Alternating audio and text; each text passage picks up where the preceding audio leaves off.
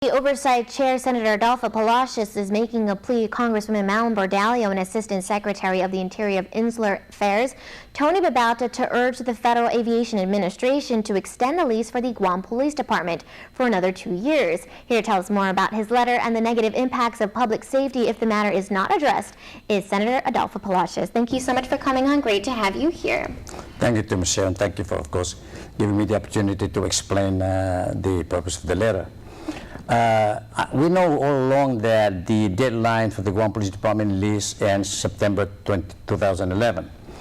And so from all indications, it does not appear to me that the relocation of GPD right now is feasible at this point. It's not practical. And that's why I had to send those letters, because now I feel that the issue would have to be brought to the attention of federal agencies, not between the airport authority and the FAA. And I don't blame the airport authority for their position in taking a strong stand against extension, because they have a project to go. I understand, of course, that the parkway is really nearing finalization for implementation. And so with hopefully the intervention of Tony Babauta, who's at the federal level, and our Congresswoman, that they'll be able to talk to the FAA officials in the mainland to extend the 2 years. And why we need the 2 years? Because it will allow us time, of course, to develop the bill that will eventually authorize for the construction of the headquarters for the Guam Police Department. In the bill that I'm drafting with Senator Fang Algon right now, that will replace the one that I introduced already, we'll have the detailed information such as the revenue funding, the average of the last 3 years, for example, so that we want a guarantee of the kind of revenue stream that we need to repay a loan. Once we identify all potential revenue funding, even the USDA loan, for example, and grants, then we can calculate really what kind of a structure we need.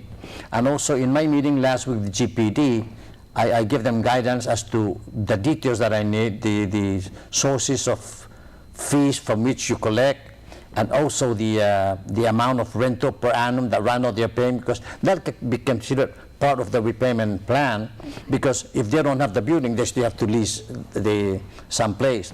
And that is where we are right now. And also, of course, we're going to include in the legislative findings some kind of idea of the size of the building. And I told them, just give me footage, total footage, whether we go upward or sideways, but we need footage and at least allow for a 5-year growth into that. I know that there were concerns from JFK and some other, officials at DOE that, there was a possibility of having a COBIN over at JFK. But then, you changed your mind and said, across the street, there's a place where we could create the headquarters. What's happened since discussions there? Well, I first got a win of the availability of the lot across JFK, which used to be the Goodwill, I guess under the DSIT. And that's from the speaker after she had a talk with the Governor Calvo, that may be available, even though that was identified by mental health receivership as the potential location for the new mental health building. I would assume then that at this point the executive branch is looking at probably expanding the mental health where it sits now.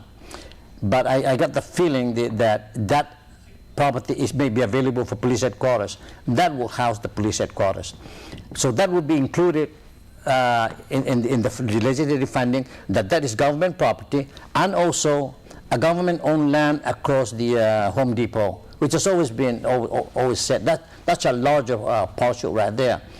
And that will place the headquarters in central Guam. And if we can build it on government land, then it will save the people of Guam that much more money, because we don't have to buy the land. And it makes it easier, of course, and to find a funding source to pay. And we won't need as much as we would if we were to also include the land price, And last comments, of course, that we definitely need headquarters for GFD and the Guam Police Department. And this is what your goal is for, the bill that you introduced to begin with, and you want to add more to it. Yes. Why do you think we need a joint headquarters? Not necessarily a joint headquarters, but I know that both the Guam Police Department and the Guam Fire Department need a home. They never had a home. I mean, you look at where they are right now, they're both leasing. And so for the Fire Department, last Tuesday, I met with the fire chief and indicated who is going to be the point man on this issue, the same details that I'm going to need from them about the revenue source and so forth.